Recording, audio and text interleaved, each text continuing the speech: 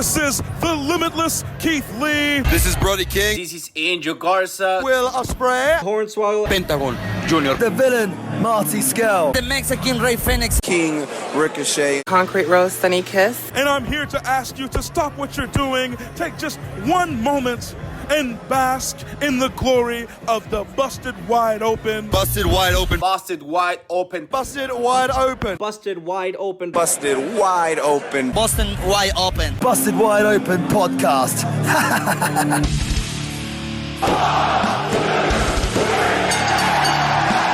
You're listening to the Busted Wide Open podcast, dropping the elbow on the hottest topics in sports entertainment and the world of professional wrestling.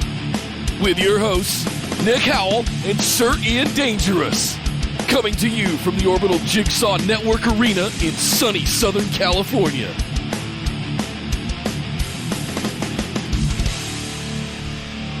Welcome everybody to BWO Live, coming to you from Twitch. This is our breakdown and recap of what we just finished watching, the Elimination Chamber from WWE. My name is Nick Howell.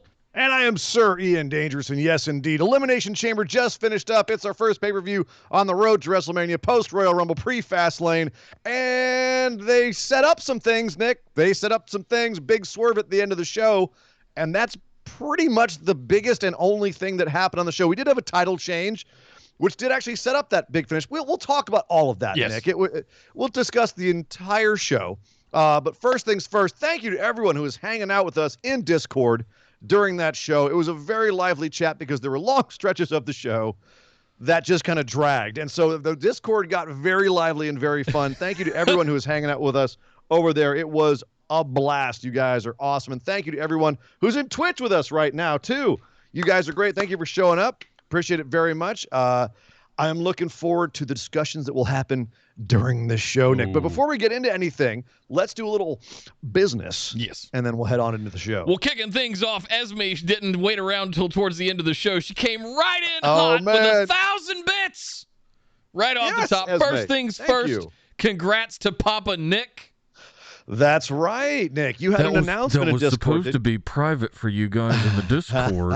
But thank you very much anyway, Esme. And I'm glad you guys got I hope you saw that it was actually a joke, and Esther and I are not having a human child. No. You are having a fuzzy baby. Yes. A very, very adorable fuzzy baby. Oh, my God, it's adorable. That we will be bringing home next weekend. Oh, okay. Well, there better be some cute pictures posted in the Facebook discussion group. Which, of course, there will be. Dog Ziggler will not reign as supreme sole show dog. No, sole show mascot anymore. There's another show mascot. We have to determine what the name of the new mascot will be. Yes, they will. They will need a wrestling gimmick at some point for sure. Thank you very much, Esme. Jesse followed suit real quick with 500 bits. Thank you very much, Jesse. Said Papa Nick. Thank you. Thank you very much, Jesse. I'm gonna throw this out there. Okay. Seeing as the dog that you're getting is a silver lab, why not Dog Silver? Yes. Like John Silver, yes. But Dog Silver? Yes. And it could be like a Dark Order dog? Yes. Shut the fuck up, Silver! Yes, exactly. And that'll be me yelling at Silver going, shut the up, Silver! Oh, it works so perfectly! It's perfect. Oh, it's perfect. Start calling you Big Rig. Yes. But Esther and I's favorite destination to travel to get away from things is Turks and Caicos. So the name of the dog, it was inspired by that, and now we have Rocco and Keiko. Keiko will be her name. I love it. Yes. I love it. All right, so back to the show business. Enough of that non-wrestling malarkey. Thank you guys so much for all the love, too. Really appreciate it. Happy to share that moment with you guys. Yes, linktree.com/BWO is where all the links to all the things go. Make sure you head over there, like, follow, subscribe, do all those things that you guys know how to do by now in 2021.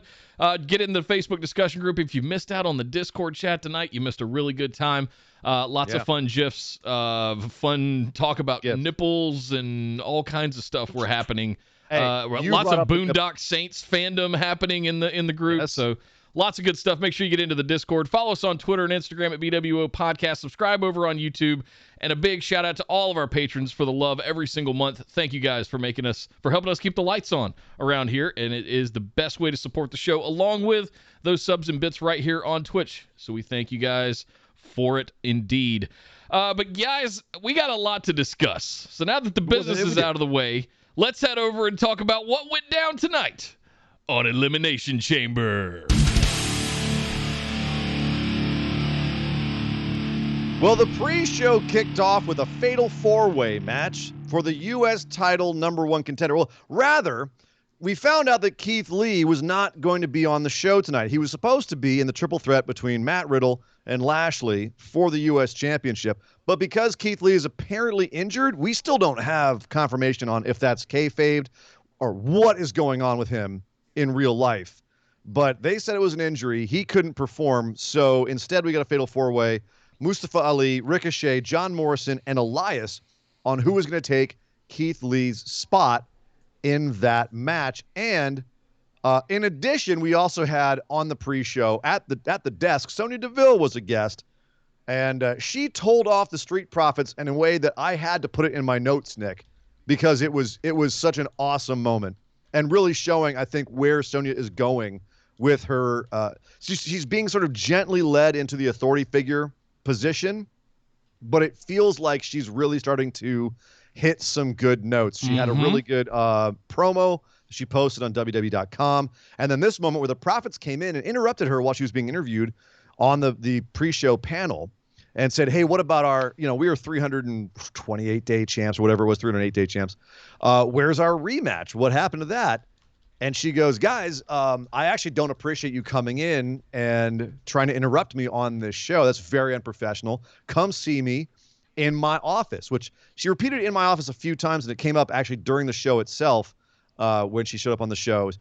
See me in my office, I think, is going to become a thing for her. But the way that she shut them down, I mean, it was so authoritative and awesome. I almost felt like the roles were reversing. I don't even know if she's a face or a heel, but the Profits have been face, very face. And I felt like she shut them down so hard they almost accidentally did a double turn there. Yep. Because it was so awesome. But just a note to note that happened. I'm excited about general manager or WWE official Sonya Deville. I love it. And looking dapper as always. Oof. The all fashion black game is tonight on point. too. Her mic skills are still a 10. Yes. So yeah, I'm loving to see how she's evolving and continuing to grow. But on to the match itself, Mustafa Ali, Ricochet, John Morrison, Elias.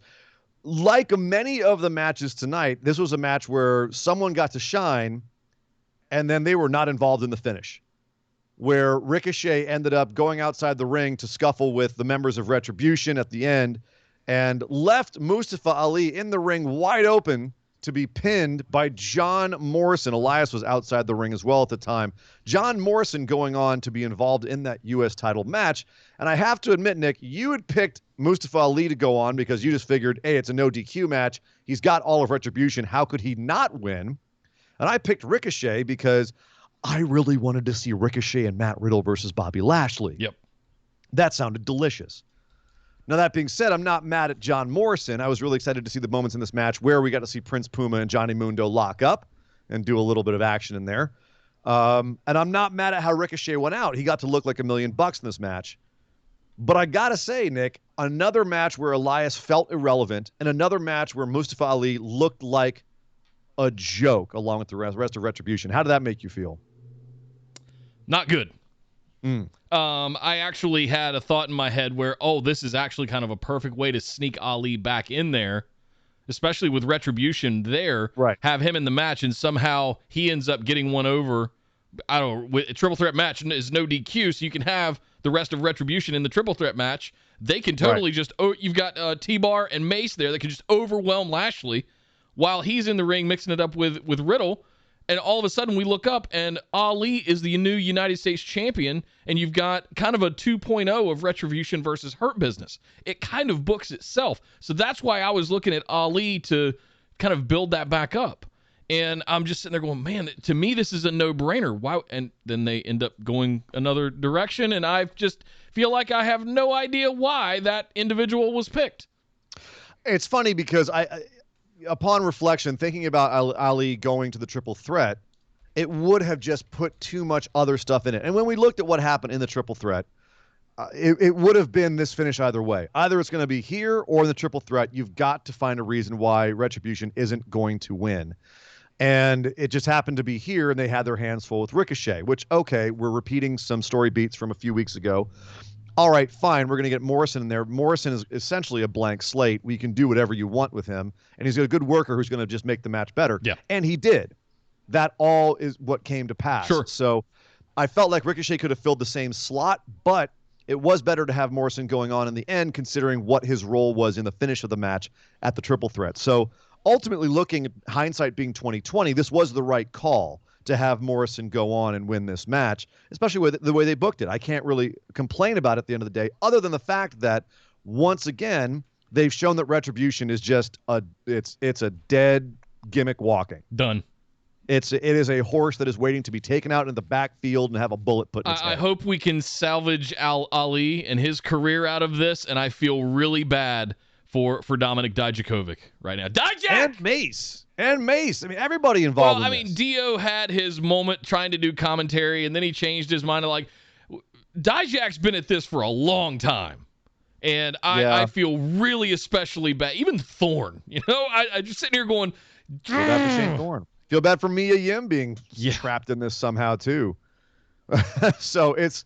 Yeah, I have to admit, I really hope that they just break up Retribution, give everyone 2 or 3 months off, and just repackage them entirely. Yes, please. Like, just at this point, just pull the plug. I can't even see them anymore. It just hurts. You had Dijak. It was packaged already. Feast your eyes, big, tall monster. You had the gimmick. Yeah.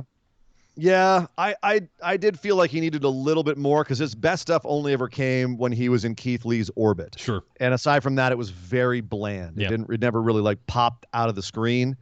But I felt like a little more tweaking, you definitely could have gotten something. You look at how they had a similar thing going on with Damian Priest, where it never really clicked, and all they would do is turn him face, and something clicked. There you go. And look at him now showing up on this show and defending Bad Bunny from The Miz, who got into a scuffle with Bad Bunny backstage after Bad Bunny did actually come out with the 24/7 championship on Saturday Night Live this last weekend.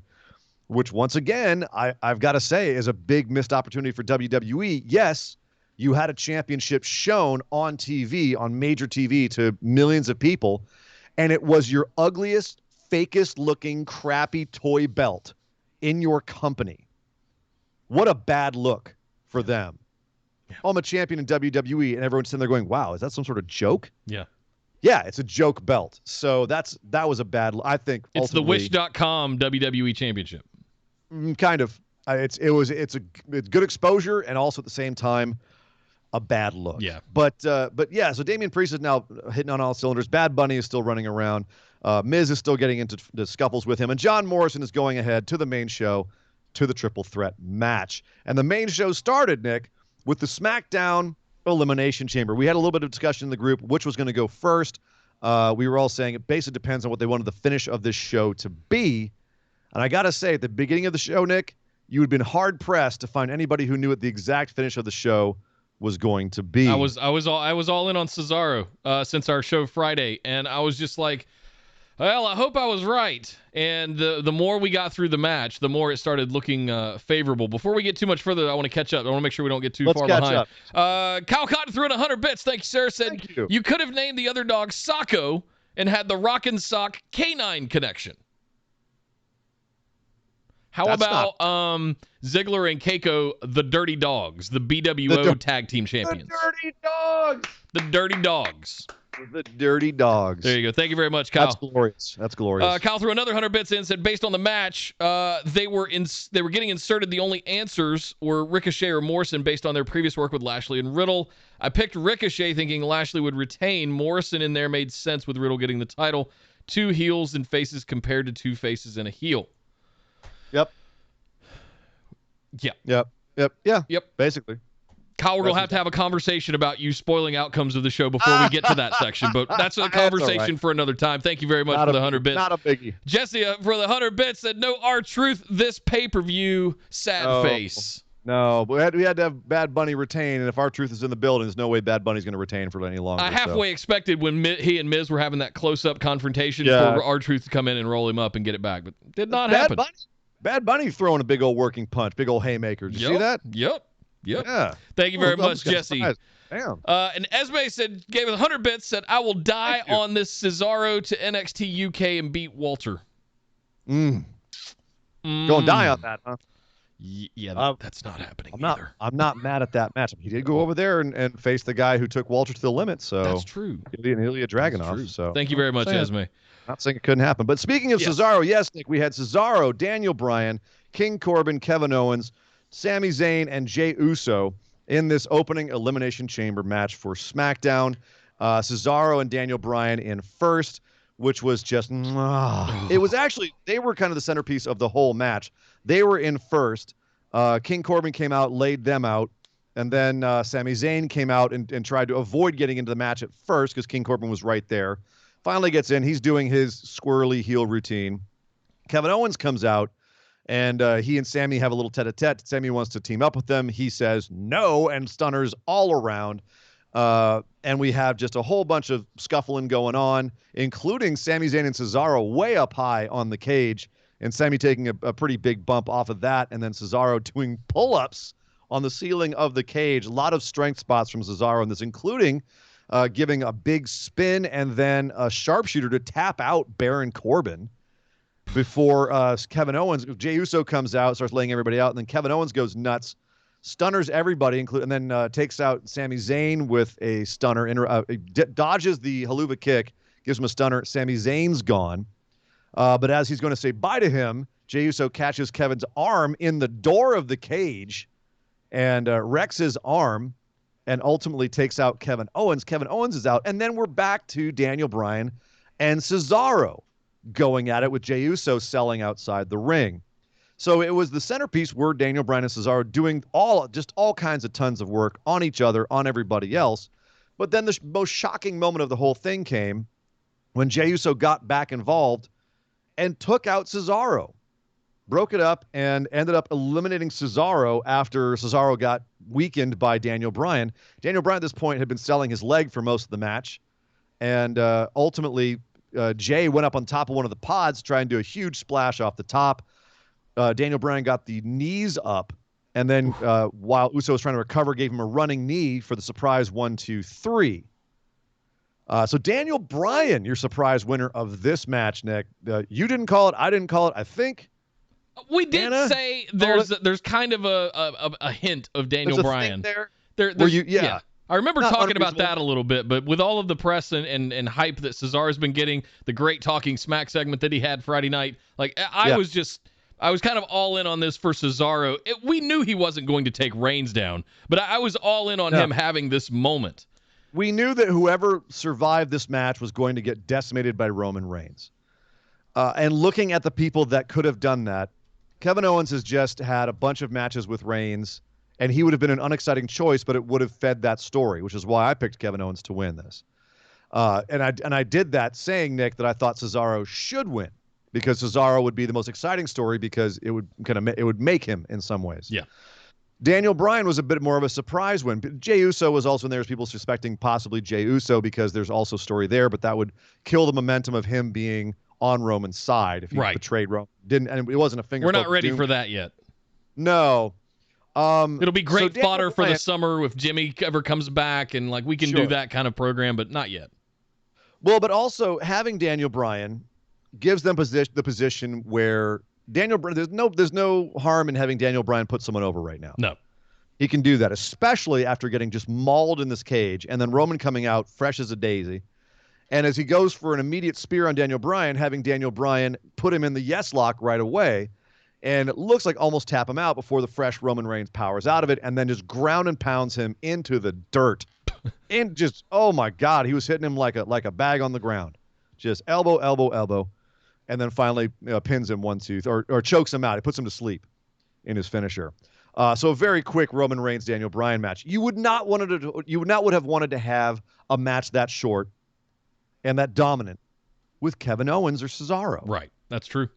So if that's what they were looking for, you wouldn't have wanted to have that, and you wouldn't have wanted someone coming out of the chamber to have put up much of a fight against Roman Reigns. You want to make look very strong. Do you have any issue with how best do I say this? I feel like the chamber match was a bit of a waste of time, or was its intention in the first place based on what Heyman wanted? This is the problem. It was all a waste of time because as soon as Roman takes out Daniel Bryan, puts him to sleep, out of nowhere comes Edge, gives a big spear to Roman, points at the WrestleMania sign, the fireworks go off, and it's pretty much, okay, well, it's going to be Edge and Roman at WrestleMania. We knew that. We know. SmackDown. We could tell from the way that you set everything up on SmackDown that nobody mattered in this match except for Roman and Edge, and at no point did they make me believe that anyone mattered but Edge and Roman Reigns. At no point. And it made this whole thing an exercise in pointlessness. Futility. Because it didn't matter who was coming through this.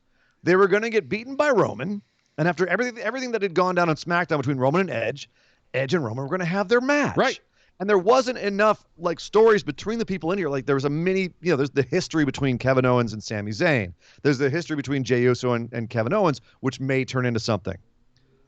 But that was Daniel Bryan and Cesaro are competitive. There was no other real story here. Yeah. And so as a result, the match felt like it was just there. The ending felt like it was predestined. And then nothing mattered because Edge just challenged Roman Reigns anyway. It was nice to see the kind of work that we got out of the Elimination Chamber match. No huge crazy spots, but we got to see some nice work from all of those guys who are all fantastic workers.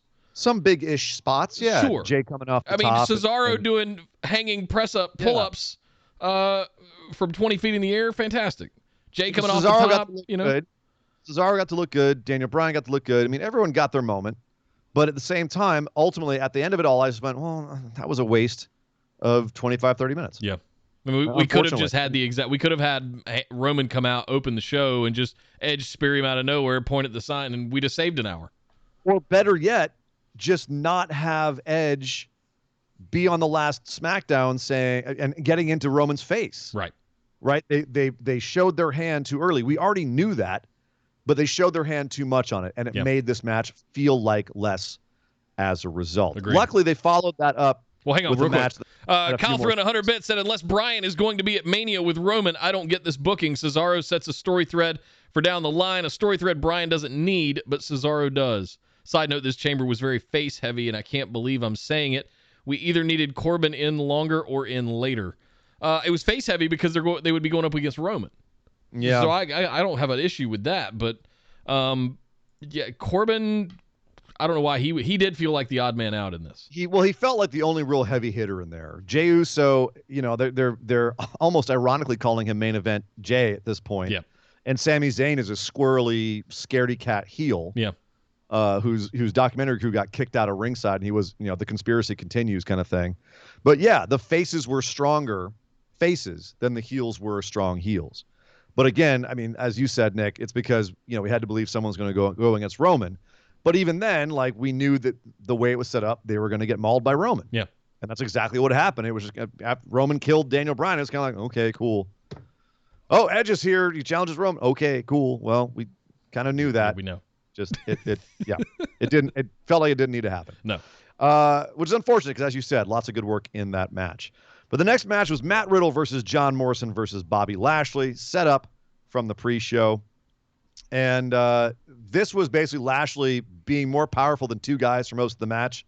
And then finally, those two guys finding a way to just get him out of their way so that they could scuffle a little bit.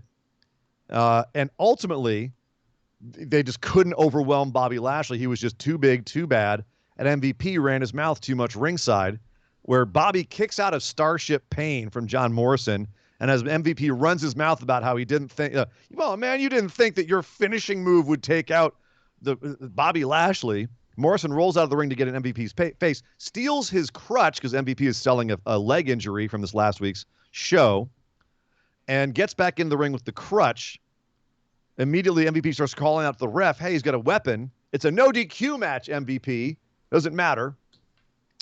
But Lashley rushed Morrison, grabbed him, which allowed Riddle to pick up the crutch, smash it over Lashley's back a couple of times.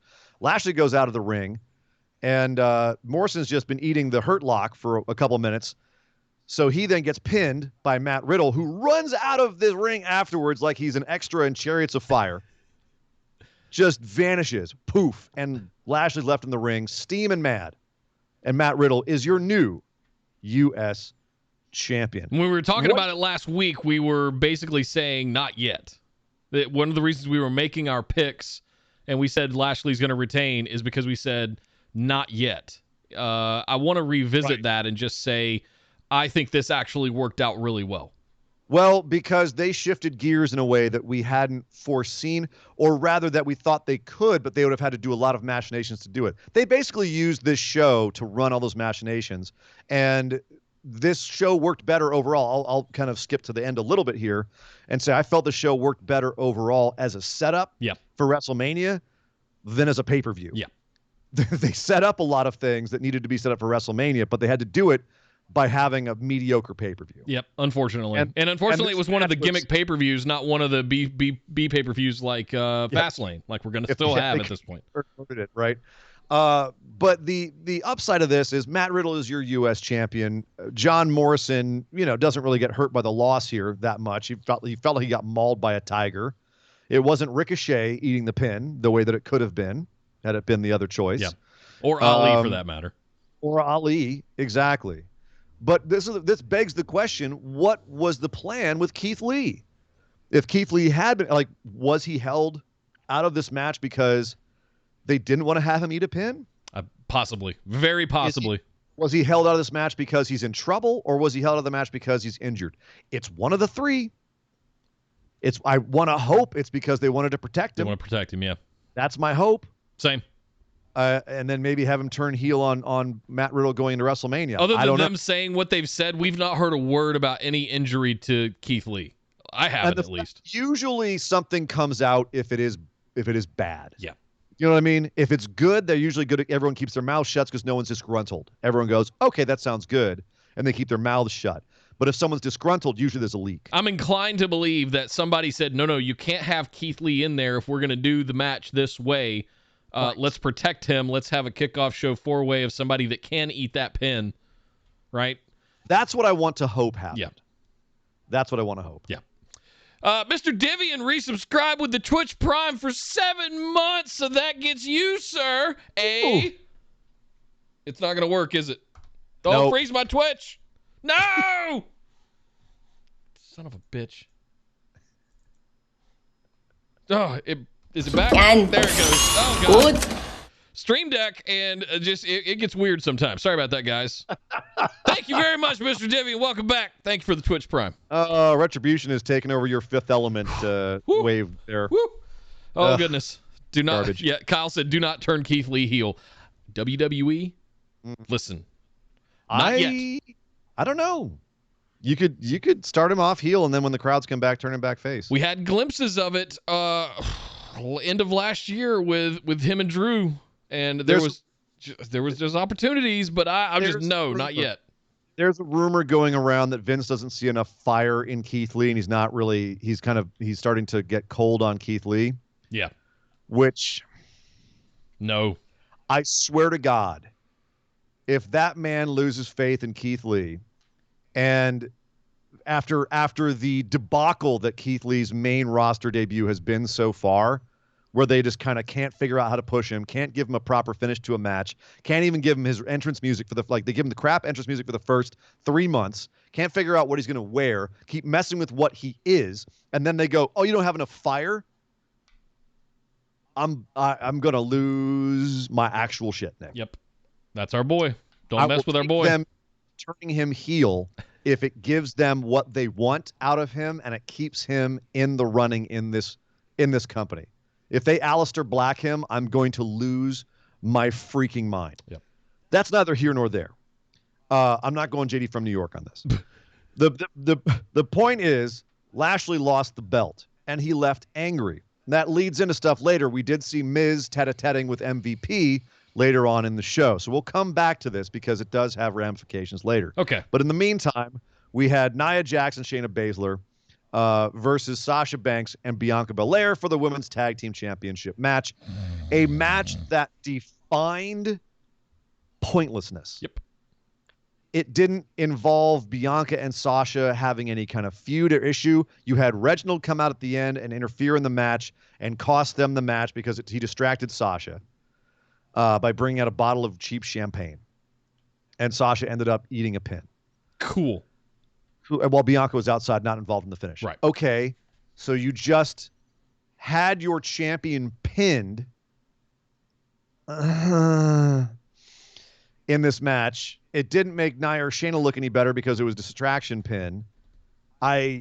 This could have been done on SmackDown, but then we'd have been really frustrated they had their champion pin on just a regular SmackDown. It was useless. It was a pointless match. And it was sloppy in the first half, too. It was worse than useless. It was actually detrimental, I believe, to Sasha Banks. Yeah. You know what? I agree with you. This didn't come out with anyone looking that much better. Nope. And number two, we just finished having the Dusty Cup in NXT. We know who the number one contenders are. You know who it's not? Bianca Belair and Sasha Banks. You can have both. There's the NXT Dusty Cup winners are just the number one contenders to the belts. If Sasha and Bianca had won, they would have the match with them. Calm down. That's not the worst thing about this match. If you want to throw around the curses, man, throw around the curses about the fact that we had no advancement towards WrestleMania in this feud. What does Reginald have to do with freaking anything? Much less either of the women's titles. Yeah.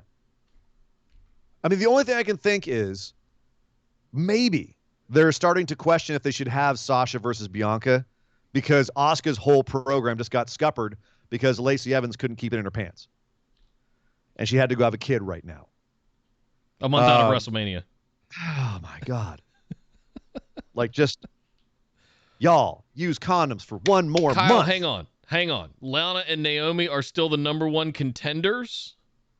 They also have a match. They have a what's the word? Not a point, but they have a claim. Sure. But the number one contenders have been declared by the Dusty Cup at this point. No, they have a shot at the titles. They're not number one contenders. Okay. Wow, he's correct. Lana and Naomi are number one contenders on the main roster. The Dusty Cup winners have a shot, a guaranteed title shot. Fine. That's the subtle and meaningful differential. Gotcha. Between the two. Fair enough. Let's get trapped in that rat hole. Like any of it matters. The frustrating thing here was you had an opportunity to advance a Sasha and Bianca story at WrestleMania, and it didn't happen.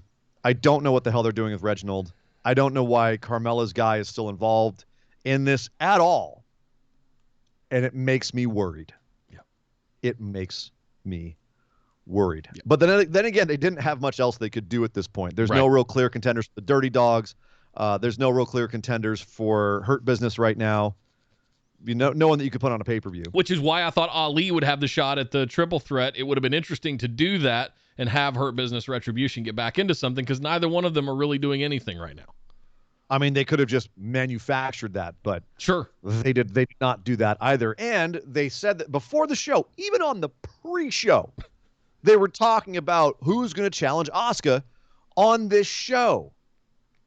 And then at the last minute, there was no Asuka match. They couldn't find anybody. Apparently, it's not time for Rhea. Apparently, we can't even just throw Peyton to the wolves at this point.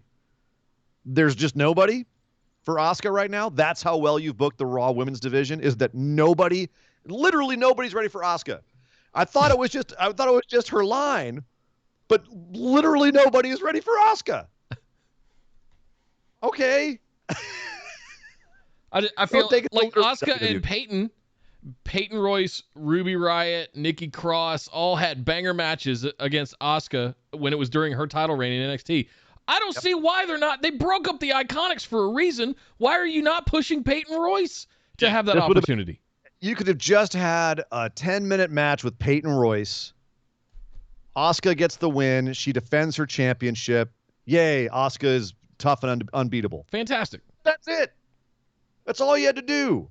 And you'd have had a 3-hour pay-per-view. It wouldn't have even been that much longer. We had a 2.5-hour pay-per-view. That's bizarre. Yeah. But then we got to the Raw Elimination Chamber match. Randy Orton, Jeff Hardy, AJ Styles, Drew McIntyre, Sheamus, and Kofi Kingston for Drew McIntyre's WWE Championship. Let me sneak one in real quick. Esme threw in 100 bits, said Asuka versus the Invisible Woman. Book it. Ooh. I'd watch that. I would too. Got to have a really good, talented ref out there to pull it off. Yeah. They've got some. Bryce Remsburg, you got to call him over. Yep. He's busy in AEW. Yep. I'd watch it. Would have been better than what they did. Which was Raw's nothing, Elimination Chamber, which was nothing. Which was absolutely nothing. So Orton and Hardy to start this one out, which was a nice little callback to the time they had in Hell in a Cell. It was mostly Randy. I'd say Randy actually got a lot in the first half of this match. And then McIntyre came out first out of the pod, and then Kofi Kingston came out. McIntyre coming out that early surprised me. I thought he would be right before Sheamus at the end. It didn't surprise me. And the reason that didn't surprise me was I figured they wanted to have him beat down by the end of the match. Also, by this point, I was starting to suspect something was up with Miz. Why would they throw that in there with Miz talking to MVP? That was too random of a pairing. So I started to suspect that at this point, that they wanted to have Drew softened up by the end. Yeah. So Drew comes out, kicks everybody's ass. Everyone's on the ground. Kofi comes out and nearly immediately rolls up Randy Orton, and Randy Orton is out. He RKOs everyone on the way out. Everyone's laying out flat, and I'm sitting there with my jaw on the floor because, I mean, Kofi and Randy have a great rivaled history. This is a great moment for Kofi to get that quick snap win over Randy. Calls back to those stories. Good stuff.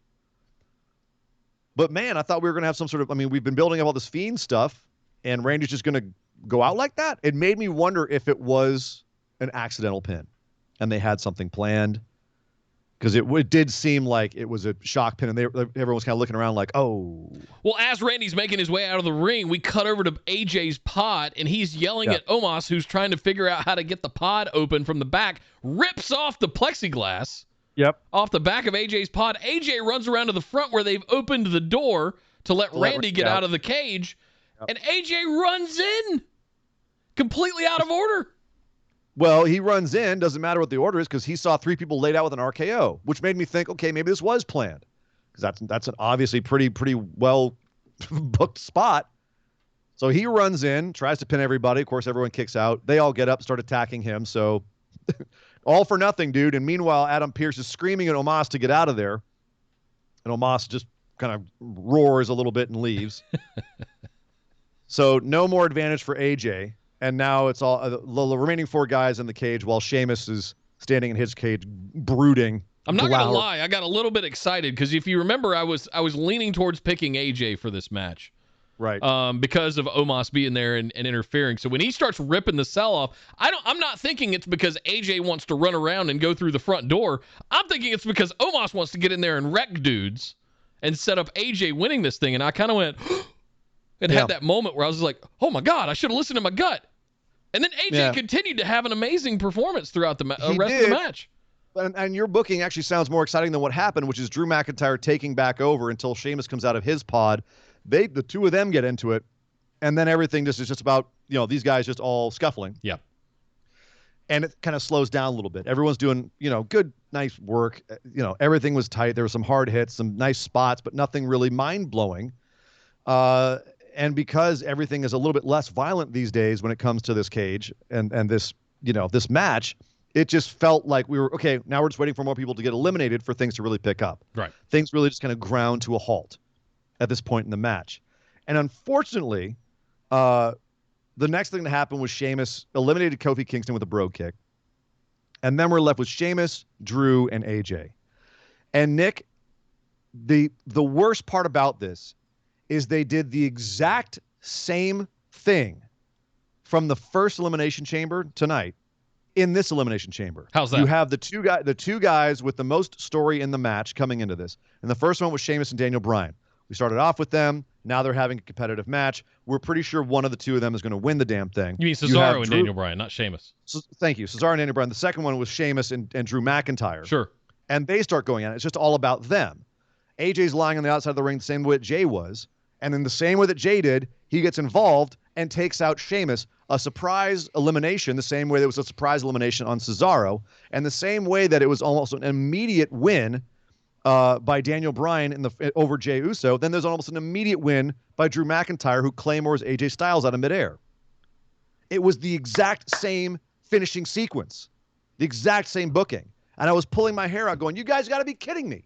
You're going to have 2 Elimination Chamber matches in the men's division because your women's division is too messed up right now to put together a women's Elimination Chamber match. And they're going to make the exact same match? And as if to draw the comparison even more, Drew McIntyre, still the champ, they raise the cage. And what should happen? But he's immediately set upon by Bobby Lashley, who comes out there, hurt locks him, beats him down, Uranage, and then awesome! Out comes Miz to cash in. Nearly the exact same sequence of events from the original, just slightly transposed. Yep. It was like deja vu. Now, that being said, it was exciting because at this point, if you hadn't put 2 and 2 together on Lashley and Miz, or MVP and Miz talking backstage, and the fact that Lashley's no longer a champ, and that there's something in it for him to have Miz cash in and win, because we've already established Lashley can't beat Drew from earlier this year, and this is Lashley's opportunity to get another belt really easily. Sure enough, Miz comes out, gives the beaten down Drew a DDT. Drew tries to get up. He gives him a skull-crushing finale. 1, 2, 3, Miz is your new WWE champion with assistance from Bobby Lashley. Earlier in the night, we saw him and MVP having words backstage. Yes. We didn't hear what they were talking about, but it was very jarring to see those two together. Like, what's something going on here, Penguin? Like, this is a bit weird, and I'll bet what went down. We're probably going to find out tomorrow night on Raw, but I bet what went down is I'll have Lashley go out there and wear him down, warm him up for you. But yes, as long Lashley as we gets the first title shot. Exactly, and that's kind of what I was thinking. And that's great to lead to Fastlane. Lashley has the title, but how does Miz get to WrestleMania to main event if he doesn't have the title? How is he going to survive Fastlane? Maybe he doesn't, but Miz, Lashley, Drew at Mania is a pretty solid secondary main event. Yeah, that's not bad. You get Miz, because Miz said, I'm going to retire if I don't get the main event at WrestleMania. They might have just found a way to do it. And frankly, the Money in the Bank briefcase was getting stale. It was Otis didn't do anything with it for the first half of the year, partly because it's pandemic. Yep. They didn't know what they were doing. Then Roman came back, and there's no way he's taking it off of Roman. And then they did the brilliant, I thought, idea of taking it off of Otis and putting it on Miz. I mean, it sucks for Otis. He's now, hanging out with Chad Gable. But it brought a lot to Miz's character for a while now. It was just a matter of when something was going to happen. Yeah. And when it finally did, it meant something. And now we were worried about what WrestleMania meant for the Raw Championship. There didn't seem to be like a clear picture of what they were going to do with Drew. Now there's a clear picture. Lashley has been built up over the last few months as being way more of a monster than he was when he actually faced Drew before. It felt like the United States Championship was actually a little below him, the level that the power that he was getting to. Right, exactly. He felt like he was overpowered for that title and no one could take it from him. And as it was, they couldn't even pin him to take it off of him. Right. So, yeah, they protected him to put him in this position. So, again, we have another Elimination Chamber match that meant nothing. We had 2 Elimination Chamber matches that ultimately the match itself played no part in the ultimate finish and the matches that came afterwards and the ultimate results of the show. We had 1 title change, the only point of which was to bring about the title change at the end of the show and get us on the road to WrestleMania. The whole show, the only point of the entire show, the only thing that came out of the show was Miz is your WWE champion. And Matt Riddle is your new United States Championship. Yep. Correct. But he's your new United States champion in order to make Miz the WWE champion. The only reason that they did that at this point. So overall on this show, Nick, we split even. We even on the pick'ems. We got demolished. It was murder. Yeah. I think we got like 2 right. Yeah. But it was the same 2. But because a lot of these finishes seem to be odd choices. But it was technically also Drew did win the Elimination Chamber match, so we should get points for that. We got that one. That was one of the 2 we got right. No, we got the tag team championship match and we got 3 right. We got 3 right. Better. We got 3 right. Yeah. Yay. Cool. Great. I feel so much better. Right. My point is that ultimately this pay-per-view, for the most part, felt. I'll put it this way: if you didn't watch the show, you don't have to. You don't have to. Yeah. You can listen to us talk for 45 minutes and get all you need. That's all you need. That's all you need. Yep. But I mean, yeah, it wasn't. Oh, Ian, we lost you. Come back. Oh, it's trying. Come on. You can do it.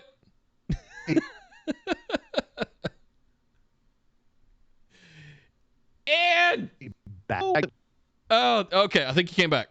I'm back. All right. Yeah, it's working on it. I think. Yeah. A little bit of max Yay. headroom there for a second, but I think you're back. I am back. Yeah. WWE is not So liking. you said them ultimately what? Ultimately, you don't need to watch this show. Yeah. You can listen to us for 45 minutes. That's all you need to hear, and we're ready to go to WrestleMania. Miz is the champ. That's it. Miz is the champ. Riddle's the champ. Boom.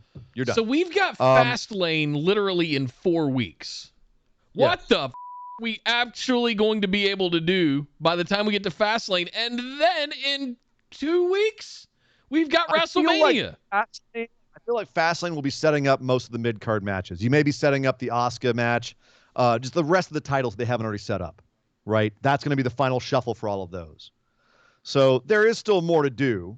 Frankly, I think there's more they could have done on this show, and they just didn't take the opportunity to do so. Maybe because they're too far out. They still don't know what they're doing. That's a good point. Probably still haven't booked everything, what they want at WrestleMania. As far as we know right now, coming into this, the only thing that was certain was Roman versus Edge. Yeah. And now we know that they have other matches that they're thinking of. They're thinking about Sasha and Bianca. They're thinking about Bobby Lashley, Drew, and Miz. They're thinking about a few other things, but at this point, there's a lot, very much up in the air for WrestleMania. And this pay-per-view didn't really point at any other directions. It was, frankly, I thought a bit of a waste of a pay-per-view, considering the time that they're in and the things they could have done. Yeah. So what do you think happened to the Asuka match? They announced before the show Asuka was going to face somebody. Nowhere. I expect we'll hear over the next couple of days potentially, but I'm not sure. Maybe Satin will leak something or somebody. Yeah. Hopefully by our news segment on Tuesday, I'll have some information on that. We'll know a little bit more about that. But it'll be interesting. I mean, justice for Peyton Royce. Honestly, at this point, I mean, you had a banging tag team, women's tag team in the Iconics, and I'm getting mad at how talented Peyton Royce is. And also how talented. Look at what Billie Kay's doing off to the side, but that's another story. But Peyton Royce should absolutely be up there contending for the Raw Women's Championship. Billie Kay tried to join the Hurt Business, and MVP's like, "Yeah, I'll call you never." Yeah. And she's like, "Yeah, oh wait, yeah, I agree." And justice for Asuka, really, give her something. Yeah. You know, they've booked the rest of the division so poorly that there's no one for her to face. Let me catch up on some call-outs real quick. Kyle threw in 100 bits, said no Fiend. No Ali. Nope. Overbooking the after chamber stuff. So much of this I did not like, despite being fine with the decision of Miz cashing in. Also, AJ came in ahead of his pod open. He was next in. Lashley beating up Drew after the match, I felt undermined the match's brutality, and the guys Drew just beat. Cena got cashed in on after a chamber, but Drew needs Lashley to beat him down more. Shaking my head. Thank you, Cal. Yes, because Drew has actually been booked a lot stronger than Cena was at the same time. Like, Cena is Super Cena, but Drew is like kicking out at 1 on everyone's finisher.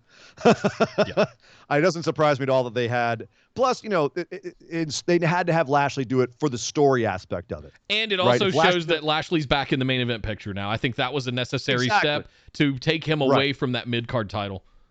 you couldn't just have Miz come out and cash in. You had to have the added aspect of Lashley helping him and making it a done deal to show that that was the deal, the Faustian deal that Miz had made. And it's going to come back to haunt him as all Faustian deals do. So I had no problem with the booking of the ending of the show. It just, unfortunately, it was the only relevant thing on the show. Yeah. Sadly. Thank you, Kyle. Andy Jessup threw in 100 bits, said it's been proven that Miz can't beat Drew under regular conditions, so Drew can just get it back at Fastlane. So what was the point? I don't think he's going to get it back at Fastlane. Yes, but Miz can throw a whole bunch of political blocks backstage between him getting his rematch. If Miz can finesse it, he might be able to avoid it. I don't know if he can avoid Bobby Lashley, but we'll see. Thank you, Andy. Esme threw in 200 bits. As a side note, shout out to the Discord chat. Went off the rails for a bit, but wouldn't be a BWO Discord if we didn't love you, fam. Thank you very much. Right when you could always tell when the matches started slowing down and we're getting a little sluggish because we'd start talking about nipples or food or dogs, and Boondock Saints and Boondock Saints and Chris Evans. Who knows? It's a fun chat. It's a good time if you guys missed out on it. It stays up there too. So if you're watching Elimination Chamber later, you can always go back and scroll through the chat and see how everybody was doing. I'm never gonna unsee because Randy posed right in front of Sheamus when he got into the cage, and someone said he's showing Sheamus his Viper dong. I was like, oh god, Viper dong. Well, I guess now we know that Randy's a snake. Hello. Well, we definitely know that for sure. Thank you, Esme. She also threw in 200 bits, said, hot take, they need to get rid of Fastlane. I think if they did, after the way this pay-per-view went down, if they didn't have Fastlane, they might be in trouble because you'd have to run this booking for the next 6 weeks all the way to WrestleMania weekend, and they have shown that they can't do stuff that long. I feel like they need Fastlane to really define some things. It's there to basically be the pseudo go-home show for WrestleMania in a way. It's a good way to put it. It's going to cement the card. The go-home pay-per-view. Yeah, exactly. Thank you, Esme. And Kyle threw another 100 bits. But you know what? Hold on. I will actually agree with her on this. They just need to get another pay-per-view, just not Fastlane, not Roadblock. Just make another one up. Elimination Chamber matches should not be for championships. They should be for opportunities at championships. And I feel like having Drew in there was a mistake. I can't get past that. Why have a champion who has defended everything for the last almost year now? It was the only difference between that and the first one was in the second one, the champ's actually defending his title, and it's a big deal because it's so easy to lose it in this environment. Yeah. It was the only difference they had between the two damn chambers was that Drew's defending, and it's a big deal. They made a big deal out of it. So... let's see. Kyle threw in 100 bits, says, my bet is they couldn't decide who to make a heel turn with between Rhea and Charlotte to challenge Asuka to take the title. It doesn't need to be a heel turn. You can have face versus face. You can have monster face versus monster face. It didn't have to be Rhea or Charlotte. Those aren't our only two options. They could have, they could have had a nothing match with Peyton. Yeah. And I'd have been sitting here going, hey, they lost Lacey. At least someone got to step up. At least you got to showcase a new talent. As opposed to these two chamber matches where the only person who really got showcased that's kind of new is Cesaro. He's the only person who got a new guy rub out of all of this. And, Riddle won a title. Yeah. There's at least that. You know what? There you go. So, but Nick, that was Elimination Chamber. And I've got to say, it's making me look forward to WrestleMania only because that swerve at the end is an interesting twist. I did not see that coming. I thought Miz would hang on to it, and he would use the cash-in as his opportunity to be in the main event at WrestleMania in one way, but now we form. know beforehand, and it is what it is. It's going to be a very interesting Raw this week. But ultimately, if you didn't watch the show, you don't need to. Just listen to us and watch Raw tomorrow. If there was any time for Maurice to come back, it's now. Miz and Maurice, having Maurice I miss that dynamic between the two of them. That take needs a little bit longer in the microwave, I think. I don't think it's time for Maurice to come back. All right. Andy Jessup threw in 100 bits, says, if Miz main events Mania, where does it leave the reported Miz Morrison Priest Bad Bunny match? That is the question, because Miz did have that face-off with Priest. One wonders if he delays his Lashley deal to Mania, and then Drew inserts himself into it, and there's a Bad Bunny match with a title involved, or with Priest at Fastlane, where Miz gets the better of Priest, or Bobby Lashley gets involved somehow. Maybe they play it off at Fastlane, but yeah, it's supposed to happen at Mania. So maybe Miz drops the title to Lashley at Fastlane, and then we have because Bad Bunny and Priest get involved, and then Miz is still at Mania, but not in the main event. Maybe. Thank you, Andy. Esme threw in 300 bits. Thank you, ma'am. It said, as it stands now, any WrestleMania match predictions? Okay, Ian, let's close out on some. Let's do what we normally like to do, and we'll proceed this a little bit. We'll proceed the mop a little bit. Let's take some positives away from this. Let's go ahead and look ahead 6 weeks to WrestleMania. Where are we at right now? What is, in your head, what is cemented, what is hard ingrained as going to be a thing? We know Roman and Edge, obviously. Roman and Edge. And then the only other thing we have is maybe Sasha and Bianca, but I'm not even sure of that after tonight. Sure. I would love to see Lashley and Drew have a straight up monsters match. Just two titans clashing. We saw that earlier this year. What are they going to do to make it different than that? Because now the championship's in a different position. It's okay. I'm wondering if Lashley somehow gets it off of Miz, and we have Drew coming after Lashley for. I think they've got to do something else to it to make it more special. Yeah. Well, we got 6 weeks. It's one I would love to see, but I don't know that it's WrestleMania match predictions. Fiend Randy Orton. I think we got is still in the 2 nights again this year. We got cards to fill up. We have a lot of people still hanging out in limbo. A lot of the championships are in limbo. Hurt Business, Dirty Dogs, hanging out in limbo with their championships. Braun Strowman's got nothing to do. I mean, he's back. We know that this week he's going to be announced what he's going to do next, because he called out Adam Pearce and told him, like, hey, you need to have something for me to do.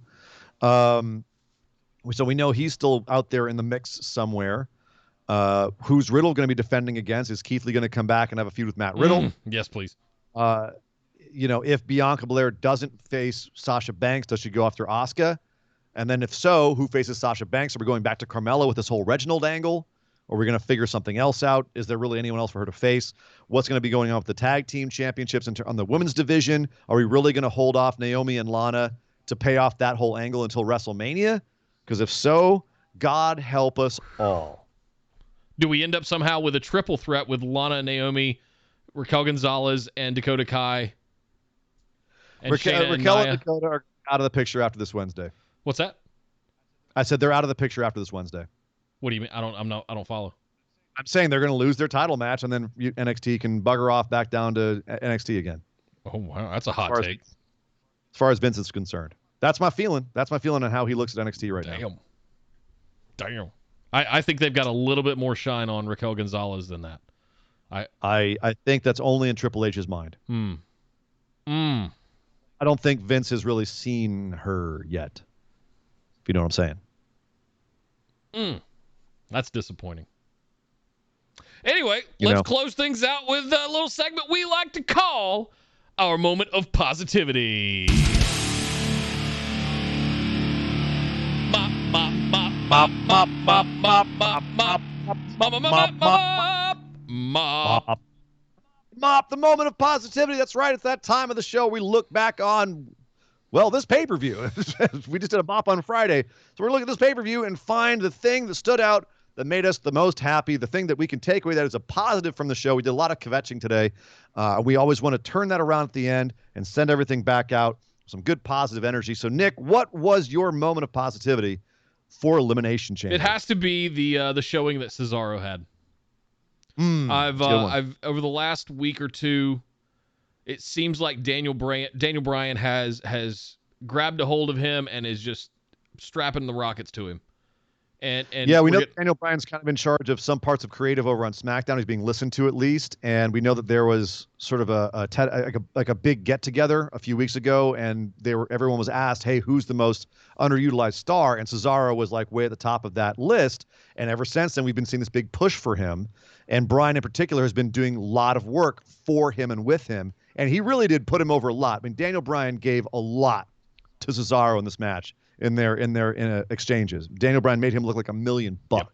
So yes, you're right. Cesaro's definitely mine, and just the showing in general that he had. I agree with you. They were the pillar of that Elimination Chamber match. Everything else seemed to be happening around them, and that was a lot of fun to watch. How about you, Surrey and Dangerous? What was if you had to have one moment of positivity from tonight's show, what would it be? At the end of the day, Matt Riddle is your new U.S. champion. Like, we can sit there and be like, oh, it was just to, progress another story. But at the end of the day, Matt Riddle is your U.S. champion. That's awesome. I'm very happy about that, obviously, from being a fan of his for a while now, as a wrestler, if not as a human being. I'm very happy that he got strapped tonight. I'm curious to see what he does with the U.S. title. There's already were some jokes in Discord about him coming back out with the hemp title that Daniel Bryan was using. And I was going to say every week it just gets a little bit smaller. Yes. And he gets a little bit hungry. I want the full Cheech and Chong treatment. I want like actual bushes and I want buds of a belt of buds. Roll in a van made of weed. Right, and somehow it's going to catch on fire. So when he's coming out to the ring, there's just smoke, and then everybody in the Thunderdome is high for some reason, and they can't stop giggling. I need it to be like that scene in History of the World Part 1 where they start like dragging the giant joint behind their chariot, and all the Roman centurions just it's like, hey man, why are we chasing people? And you just get like this view of everyone backstage in Gorilla just like dancing around, and Vince is like, I've never felt so good, pal. just smokes out everybody in the Thunderdome. And the sound guys forget to turn his music off, and it's like 3 hours or 2 hours of just that West Coast beat that he's got. And why do you think they call it the Thunderdome? Oh, this is actually called Thunder Road, man. What? Yeah. So is the Thunderdome, bro. I would love it. Oh, let's just RVD would just be somewhere like crying in a ball in a corner. It's like, why couldn't it have been me? Jesse O'Connor threw in 100 bits to agree with you and said that her mop is indeed Riddle getting a title. Thank you very much, Jesse. And Esme threw in 200 bits and says the mop was Sonya in that suit. Oh, yeah. Not even a full suit. She was just in like the waistcoat, and it had like what looked like the crushed velvet lapel. Just wow. Cut off the sleeve of a suit, but it looked good. Hard it is to look good in a suit with no sleeves. I've said it before. I'll say it again. I need that woman's tailor information. Good Lord. I don't know that I could afford her tailor. I'll put that out there as well. Who's dressing her? Yeah, seriously. Wardrobe consultant is just out of this world. Good Lord. Good Lord. Probably not the same people that came up with the Revival's next costumes. No. Well, there you go, guys. There was the breakdown of Elimination Chamber. Quick and dirty, just like the show. Jesus. Like Ian said earlier, you can just listen to us and get everything you need to know in about 45 minutes, rather than spending 3 hours going through, or 4 if you count the pre-show, going through all of that. Thank you guys very much for showing up big here on Twitch. Thank you, everybody, for all the bits and subs. Really appreciate it. We'll be back on Tuesday with our recap of what happens tomorrow night on Raw. Make sure you're following us right here, twitch.tv/bustedwideopen. Linktree.com/BWO for all the links to all the things. Make sure you do all the follows and likes and subscribes and all of those kinds of things. Yeah, all good stuff. And Twitter and Instagram at BWO Podcast. Subscribe on YouTube at youtube.com/bustedwideopen. But all these can be found in links below right here on Twitch or at linktree.com/BWO. Well, my name is Nick Howell. You can find me on Twitter at DataCenterDude. And I am Sir Ian Dangerous. You can find me on Twitter at Sir Ian Dangerous. But my God! Would somebody stop the damn match? This show is part of the Orbital Jigsaw Network. For more episodes, subscribe to us on iTunes, Google Play, or Stitcher Radio. For details and show notes from each episode, check us out, orbitaljigsaw.com.